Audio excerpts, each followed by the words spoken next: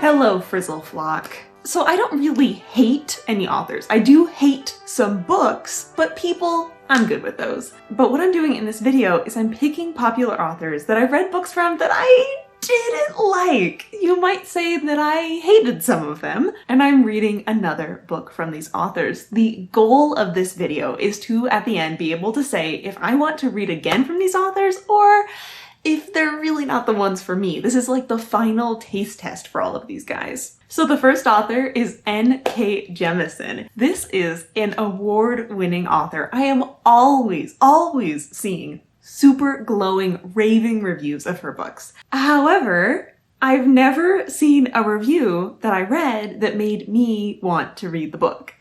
Like, the things that people say are so awesome about her books are things that I don't really care about. But because she's such a popular author, I want to read her books. I've read one book from her before, not because I was super interested in it, but because I was participating in a book club that was reading it. It was The 100,000 Kingdoms. And I didn't really like the book. I felt like it was too weird and meandering. It didn't really feel like it had a point or emotional impact because of that. But I want to give her books another chance because she is so popular and I want to know what all of these awards are saying. So I will be reading The 5th Season by 𝐂𝐇𝐏𝐄𝐏. The next author is Neil Gaiman. I've had a long history with Neil Gaiman books because every time I hear the premise of a Neil Gaiman book or even a positive review of it, I think that sounds so cool. And then I pick up the book and I read it and I'm incredibly disappointed. I think the first time this happened was around age 11, okay? It's been going back a long time. I've read by Neil Gaiman, Coraline, American Gods, Good Omens, Stardust,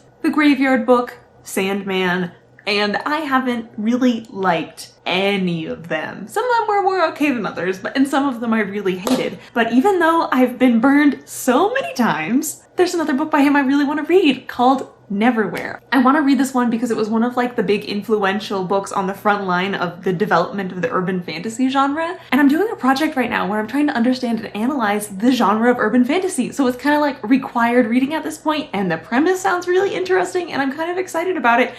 But also I don't know what to expect because I've never really loved a Neil Gaiman book. And the last popular author that I disliked before and want to pick up again is Terry Pratchett. I've read 2 books by Terry Pratchett, Mort and Good Omens. And both of them, like, were entertaining and good, but I didn't really feel the spark that so many people seem to feel for his books, and I'm kind of thinking maybe I just haven't tried out the right one yet. So I'm excited to read Going Postal, another book in his Discworld series. Let's get started.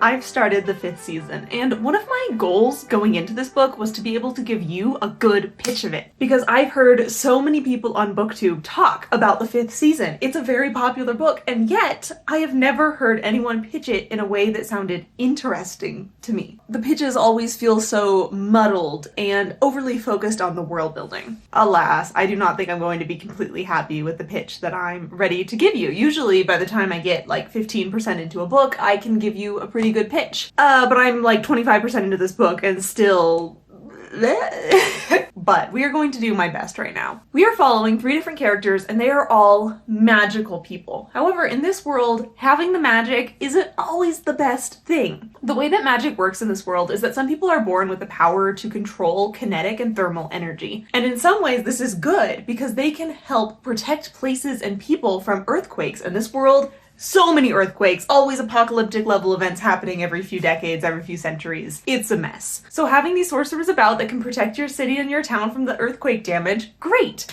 However, the problem becomes that these sorcerers can also attack and kill people very easily with their powers and cause earthquakes. So they're pretty much hated and ostracized, and yet still used and employed by the Empire. So we are following 3 women that all have these magic powers. And I've forgotten their names, and I'm listening to the audiobook so I can't just check, so let me Google it real quick. All I did was put 5th season character list into Google, and I have received a major spoiler. No! This completely reframes, honestly, the pitch I was about to give. Okay, I wonder when that plot twist is finally revealed how that'll feel to me now that I know it. Let's talk about these three characters that we're following. The first character we're following is 𝐂𝐿𝐒, and she is a mother whose child has just been murdered because it was found out that her child had the magic. And she's on a quest of revenge, going across the land that is now experiencing an apocalypse, trying to find her husband, the murderer, and her remaining child. Then we're following 𝐷𝐻𝐼𝐿, a child who has just come in to her powers, and it's real bad news, and she has been shipped off to the suspiciously sometimes abusive, but I guess they're better than people who want to murder you, Institute of the Sorcery in the Empire's capital. And then we have 𝐶N, one of the sorcerers in the capital city, trying to climb her way through the ranks and not always loving the lack of privacy and autonomy there. And that's all I've got for you right now. But despite the lack of a seemingly motivated plot or a fast-paced or anything, I am very much enjoying this book. Though sometimes the switching between POVs and the new world building can be a little on the confusing side, I think in a lot of ways the book is being intentionally vague to challenge you to figure it out as you go. And definitely I think the magic system is pretty well defined and easy enough to understand, but the thing that I've been struggling most with is like the timeline and where things match up and fit together. So my experience with the middle of the 5th season has been a interesting one, because I got to 50% through the book, which is where I usually stop and do a video check-in, but I was kind of feeling like I haven't really gotten into the meat of the book yet. It still felt like I was in the setup portion. So I thought, okay, how about I wait off until like I've gotten 60% in, and probably by then I'll have gotten more into the meat of the book and I'll have more to talk about. And then we got into 60% of the book and I still felt like I was in the beginning portion. I still felt like I was still in the setup regime. And then I was like, oh, let's just wait a little longer then. And then 70%, and then 80%, and now I'm at 90% into this book, and I'm like, well, I better say something before I actually get to the ending. But I gotta be honest, it still feels like I'm in the setup portion. Like, if I were to judge from this point, I would say that this book is just like part 1, and then the rest of the trilogy is the next parts, but it still feels like it's been an entire book of almost all setup, and I think part of what contributes to this feeling is the triple timeline. So I didn't reveal this at my first check-in because I thought it might be a spoiler, but now that I'm 90% through the book, it was revealed, and in a very casual way, I don't think it actually is a spoiler, that these 3 timelines are all from one woman at different stages of her life. Her as a little kid, her as a young 20-something, her as 40-something. And at the beginning of the book, this is obscured from you because these 3 versions of her have different names, and that is what I got spoiled for when I searched up a character list. But when it is revealed about midway through the book, it isn't like a big plot twist moment. It's just casually like, oh, you probably figured this out by now, but here's the confirmation kind of feel. But anyway, this very much feels like the first timeline is set up for the second timeline, and the second timeline is set up for the third timeline. And it leaves me with very little intrigue or questions of where those plot lines are going because I already know the outcomes. And then the third plot line with the oldest version of this character, it's just slow and still feels like we're setting up. Like at the beginning of the book, it started out kind of faster where she was on this revenge quest to hunt down the murderer of her child, but now she's been journeying for several months and is pretty much no closer to actually finding that guy, and she's been sidetracked on some side quests. Or maybe these are now the main quests. It's a little hard to tell, honestly, how long these portions of the book are going to go on, and now that I'm nearing the end, I'm like, what? How is this book going to end in a way that could be satisfactory? Like, how could the ending of this final timeline conclude anything? And is the sequel all just the final timeline? Or do we still get things from the intermediate? Because I'm kind of done with the younger versions. But now that I've ranted about what this book has been getting on my nerves with, I want to give it some praise because I am actually enjoying it. In the past N.K. Jemisin book that I read that I didn't really like, one of my complaints about it was it just felt like too weird and meandering. Like, it just felt like it was being weird for the sake of being weird. But the 5th season, though sometimes it does get a little strange, it doesn't stray nearly as far as 100,000 Kingdoms did. I'm certainly entertained. I care about all the characters and the relationships that they're forming. At this point, I would give this book a 3-star. I'm liking it, but not loving it. And I don't know if I'll want to read the sequels. I suppose it depends how this one ends. But I'm leaning towards yes, because I'm hoping that the sequels won't have the same problem of just feeling like setup that this first one does. Because hopefully we'll be done with all the setup by the end of the first book, please, please. That's how I'm feeling about the book right now. At 90% in, what a check-in. So I finished the 5th season and felt the same about the ending as I did about the entire middle portion, where it didn't feel like anything was happening. And I got to the end and I was like, that's it? Where's the plot? Like, what's happening? And I was really debating and going back and forth on if I wanted to continue the series. So one of the things that I'll sometimes do when I'm really going back and forth on this is look at the average ratings of the books on Goodreads. I don't like to look at the average rating of a book if I'm just deciding to pick up a book one. I have proven to myself that my rating and what the average rating of the book is barely correlated. But the only people rating later books in a series are people who already like book one. So if I'm also a person who already liked book one, then oftentimes I do agree with the books later in the series that are higher rated for that series or lower rated for that series. And typically when you're looking at ratings for subsequent books in a series, it goes up. And this series, it does not go up, plateaus. I'm thinking the people who already like book one are feeling more middling about books 2 and 3, and me, who's already feeling middling about book one, I don't think I'm gonna go and continue on with the series. I've been thinking a lot about my book taste recently because I've been making this video going in depth to all the things I love and hate in books. And one of the things I really care about is that a book has a feeling of like a beginning, a middle, and an end. Like I love that structure. And the writing of N.K. Jemisin, it just doesn't have it. It has a lot of admirable things. I think it's got really compelling characters and relationships. It's always playing with big ideas, but they're not books that I really enjoy just because of my personal taste. I come back to the question now of, will I read more N.K. Jemisin books in the future? I've read 2 books from her now, 1 2-star, and I'm giving 5th season 3 stars. And I think of all the books she currently has out, none of them are attractive to me. But if she ever wrote something that the word on the street was it was more fast-paced and structured and plot-driven, I would want to pick that up because she certainly has the writing skill to make something fantastic.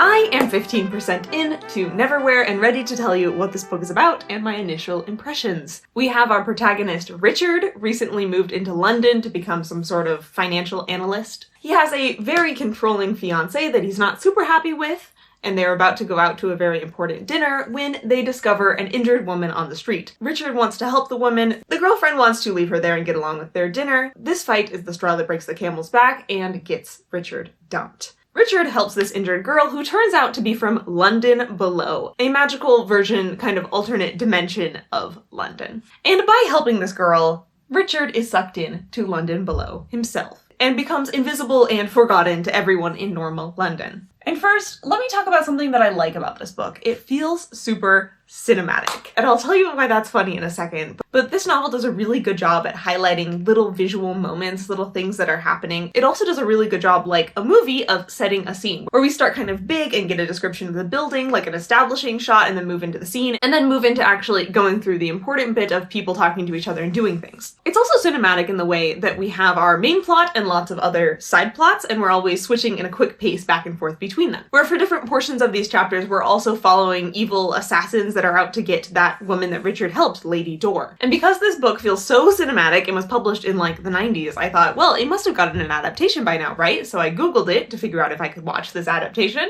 And it turns out that the story was a mini-series first, and then was adapted into this novel. So of course it's going to feel cinematic with the pacing and the visuals so crisp because it came from that world of cinema. And honestly, this novel is itching to be adapted now.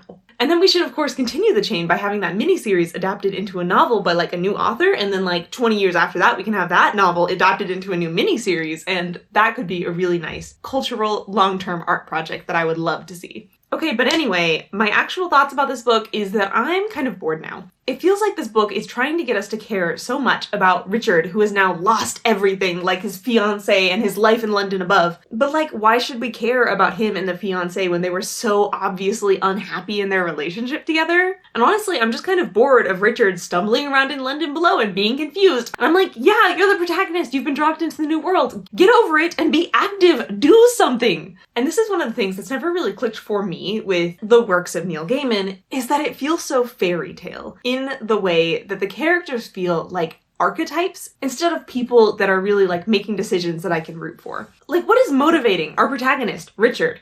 I don't know, but he is definitely a clueless, disorganized, oftentimes kind and willing to serve people kind of protagonist, but like, there's nothing more to him. It's just that. And yes, the writing itself, the prose is enchanting and cinematic, but Richard is so passive and annoying. But Richard is motivationless and only ever reacting to things and just so boring, and I wouldn't even care if he got killed off right now. But I am curious about where the book is going, and hopefully that I like it more moving forward. I'm about halfway through reading Neverwhere, and I'm feeling about 2 stars. It's just like this book is, we give our characters a task to go find a thing, and then they go find the thing, and then they just get a task to go find another thing, and then they just get a task and that thing, and then it just keeps going, and throughout the entire chain, I have no idea why they're doing what they're doing.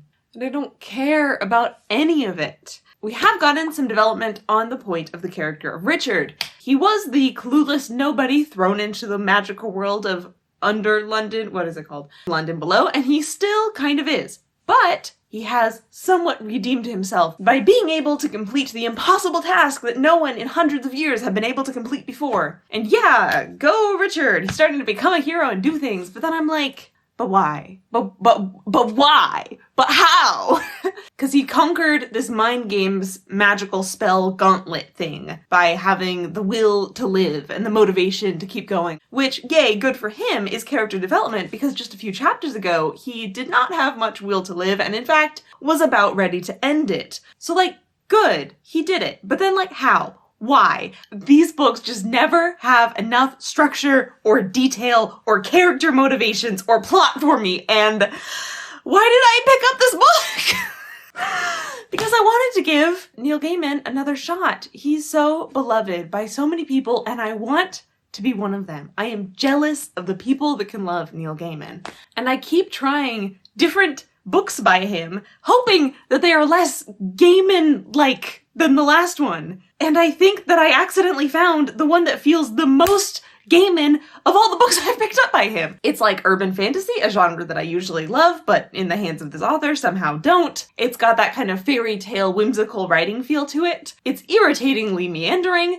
but then also just this book, an adaptation by Neil Gaiman of a miniseries that was also originally by Neil Gaiman, and I'm listening to the audiobook read by Neil Gaiman, and it's just Neil Gaiman cannibalizing his own work and himself, and like none of it is bad. He's a great audiobook narrator. I'm sure that the miniseries is fine. The book is beloved by so many people. Like, it's not him, it's me. And I'm trying to love this book. I hope that it just sticks the landing, and I can love the end and find a new book that I like, but I'm seriously doubting it right now. Right now, I would give this book 2 stars, and if not for this vlog, I think I would also give up on this book. But I'm going to stick it out to the end and hope that it redeems itself to at least 3 stars. If the ending was fantastic enough, I could even see it being 4 stars. And right now, I am racing against the library due date, and it is due in like 24 hours, and this is so unusual for me. Honestly, I can't even ever remembering this happening before, of me taking so long to read a book. The library might snatch it back from me before I can finish it. And I started this book like when I first got it from the library, but reading this first half, I've just been procrastinating so much because I haven't been enjoying it and I've been dragging my feet, and now I've got to finish the second half in a day, and it's gonna be great. I'm just trying to manifest that for me, please. Yeah. I finished Neverwhere. I'm physically sick and I am emotionally done with negativity. So instead of telling you my feelings about Neverwhere, I'm just gonna tell you how I would adapt it into a mini-series. Because I am still hung up on and intrigued by the idea and the potential of this story to become like a telephone game of adaptations. That would be so cool. So in the books, we've got our protagonist, Richard, and then we have our main side character, Dor, and then the villains, Croup and Vandemar. And we follow all 3 of them, but definitely our main perspective is Richard. And I think for the beginning of the book, this is a mistake. Richard shouldn't be the protagonist for the first half. I want to give the first like 2 episodes almost exclusively to Dor. Because in the beginning of this story, she is the one with motivation and drive. She's the one with a goal. Her family has just been murdered and she needs to figure out who did it and why. And I think we're also going to give her a drive for vengeance because that's exciting. The lights to this room just shut themselves off and all we have left is my little ring light. I guess that is sufficiently dramatic and we'll just continue. 99% of the time, it's more entertaining and compelling to follow a character that has a goal. So we're giving the story to Dor, who has a goal, until Richard is ready to take over. And I also think this will work out well because to me, it's much more exciting to be following someone who really knows what they're doing versus someone who is just confused and what does this do? What is the world? So I like that Dor is our insider to the world of London below and we get to follow her instead of just being with Richard as our everyman asking the questions, because whatever, the audience can figure it out as they go. We don't need an audience surrogate asking stupid questions. So then, when does Richard get to become our protagonist? Because I do think he's got the strongest character arc at the end of the story. There comes a point around the middle in an art gallery where Richard gets to confront his ex-fiancée, Jessica. And this, I think, is his first move towards really accepting that he's now part of the London below culture and kind of letting go of his old life. So that can be the central moment of our first Richard-centric episode. I mean, we can start out with like a flashback to show how terrible his life was before and how he had lost Jessica and it's all sad. But then I really want to focus in on that moment where he's just mocking Jessica instead of trying to beg for her back. And then from then on, really zeroing in on his character arc of finding a purpose in life in London below that he couldn't find in London above. Then I think we need to trim down the number of goals that are in this book because they've got all these little mini quests. So that is how I would adapt Neverwhere into a mini series. Cliff Notes version. I will not be doing an in-depth version. I did watch the first and last episode of the original Neverwhere miniseries, and even if you are a big fan of the Neverwhere book, I do not think that the Neverwhere miniseries holds up. It's from 1996, and pretty much everything about it is boring and cheesy in a way that really I don't think holds up very well. At this point, I'm starting to think, like, why am I doing this project? Why did I make myself read this book? Why do I have 2 more books coming up? And I'm like, no, Chloe, these are authors you want to read from to make a final judgment on whether or not you can like them or not. And for Neil Gaiman, the answer is no. I do not think I'm ever going to pick up another Neil Gaiman book, no matter how much it sounds like it'll be up my alley, as they always do. I mean, that isn't like that ridiculous of a statement, because there's only like 2 Neil Gaiman novels that I haven't read at this point, but I gave Neverwhere 2 stars, and I am glad I read it, just so I can kind of cross it off my mental list, because it is one of like the classics and foundations of the urban fantasy genre. But I'm ready to move on and never think about it again. But I know I'm going to be thinking about it for years because it's so weird that so many people love Neil Gaiman books, and I do not quite understand why I'm not one of them. But I'm definitely not one of them. Sorry, not sorry. I think in the end, it's just the meanderingness and fairy tale-ness of the stories that for so many people is what appeals to them, but for me is just such a negative. Let's hope that I like the other books in this video much more than this one. I'm 2 chapters into Going Postal, and it's going really well, and this is exactly why I needed to do this project. I have found my motivation again because I am liking this way more than the last book I read by Terry Pratchett. And here is why. We have gotten out of the gate on this book so quickly. Pretty much immediately, we are given the setup of what's going to happen in this book. It feels like this book is really moving and shaking, and I love that feeling at the beginning of a book, of the excitement of looking forward to how all of these plot lines are going to end. So, what is it about? Going Postal is the story of a con man who was caught and sentenced to death. But he's been given an out that he doesn't have to die if instead he runs the local post office, which has been in disarray for decades. And every previous person who has been tasked with getting this post office up and running again has mysteriously died and also epically failed.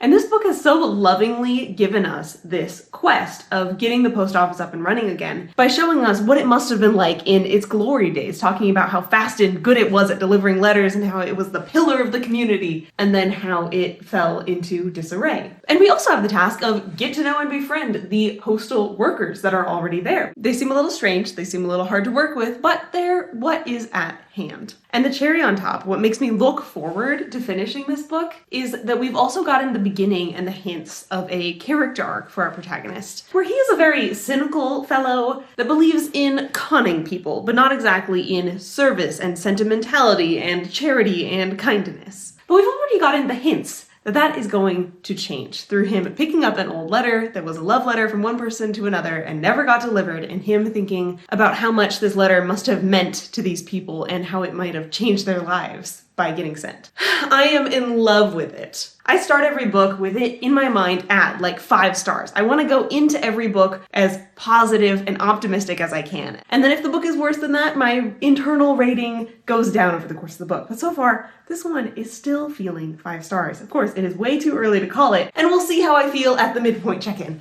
But I'm really excited about going Postal right now. Hello, we are back here in the aesthetic of dark room lit by ring light next to Legos in front of mural because I am obsessed with this shot and it's so fun to film here. I think I'm going to have to do more dark room lit by ring light shots in the future because I like the way it looks a lot. But we are here for the books, of course. I am halfway through going Postal. I love how quickly the motivations of our main character, Moist, went from, ugh, I have to be postmaster, how do I escape this, how do I con someone out of this job? And then now at the midpoint, he's really getting into it and enjoying the job. And that transition for him was really well done, where it kind of started at him playing the role of a good postmaster, where he wanted to be seen as a hero so he could better con people later. And then the more that he does heroic things, the more that he finds he really likes being the hero. And he enjoys being in charge of the post office. And that in fact, he might just be the chosen one, destined to bring the post office back to its glory. And I wasn't expecting chosen one vibes when I started the book, but I'm liking them. It's such a quaint place to find that kind of trope. And it's also fascinating that this book isn't just about Moist's journey, but there's also larger point of views about the competing mail delivery service, the 𝐂𝐀𝐏𝐄𝐏, that is very corrupt and needs to be taken down and has no competition right now, and then they're trying to squash the competition of the post office. And we get kind of more of a feeling of the bigger puzzle pieces through all of that. If I were to give one complaint about the book so far, I feel like everything has been a little too easy for our protagonist, Moist. Like everything he sets his mind to, he just does fantastically. I would like to see him fail a little bit more. I'm almost missing at the beginning of the book, we had this really ominous feeling at the dilapidated post office, like it was haunted by something, and then it didn't turn out to really be haunted by anything. So I'm almost disappointed that everything is a little bit more benign. But if I were to give this book a rating right now, I'd say it's a solid 3 stars, or maybe even like a 3.5. Like it's right on that edge where I could really see it being a 4-star, and hope for that. I am out for a morning walk and I have finished going Postal. The ending of this book was so cute and heartwarming. I think part of that cute, heartwarming feeling is connected to what I was talking about earlier, where the book didn't feel like it had real stakes and challenges because he just succeeds at everything, which in some ways is pretty entertaining to watch. But I definitely ended this book with a smile on my face. I think I would give it 3 stars. For me, 3 stars is I liked it, but I didn't love it. Like, despite all of the energy and momentum and enthusiasm from me for the beginning of this book, and despite the end being the happy ending that I wanted, this book did a thing that's one of my pet peeves, which is undercutting an emotional moment just to have a punchline later. Like, for example, near the end of this book, Moist is giving a very dramatic, inspiring, important speech. And the book has him deciding to make the speech and then gearing up for it, and then the scene cuts and we switch to a different group of people, his enemies, reacting to them hearing the speech later. And for the enemies, the speech is quite distressing, so it becomes a comedic moment of them all reacting to it. But I would have rather had the speech from our protagonist's perspective and seeing what it meant to him. And it's just so frustrating when a book cuts away from a emotionally dramatic moment just to give like a comedic dramatic moment instead, you know? And this book did that a few other smaller times with other things, and it's just not the style for me. So the book, 3 stars. Will I read from Terry Pratchett again? I'm feeling yes. I don't know which of his books. I've heard Guards is very good, so maybe I'll go try that one, or maybe Small Gods I've also heard is good. Let me know in the comments if you have any opinions about which Terry Pratchett book I would like. But my impression after this Terry Pratchett book is just that his writing is so clever. Like, it's not always exactly what I want out of a book, but it's always clever and it's always impressive. And I do want to find a book in the Terry Pratchett backlist that I can love, because I feel like he's an obviously masterful, fantastic writer, and I just crave more of that in my reading life. So if my goal of this video was to decide if I was going to reread from these authors in the future, I think I had a success. N.K. Jemisin, I think I'm gonna say goodbye, with an asterisk that if she publishes a book that's more in line with my book taste, I would be excited to pick that one up. Neil Gaiman, I am done with. I do not care how entertaining, how intriguing, how wonderful the premise of his next book is. I do not want to touch a Neil Gaiman book ever again. Terry Pratchett, I do want to try a few more times before I give up on. If you want to join my book club, it's a Discord chat, and we read one book a month. Last, we read Going Postal together, and next we are reading this book. Thank you.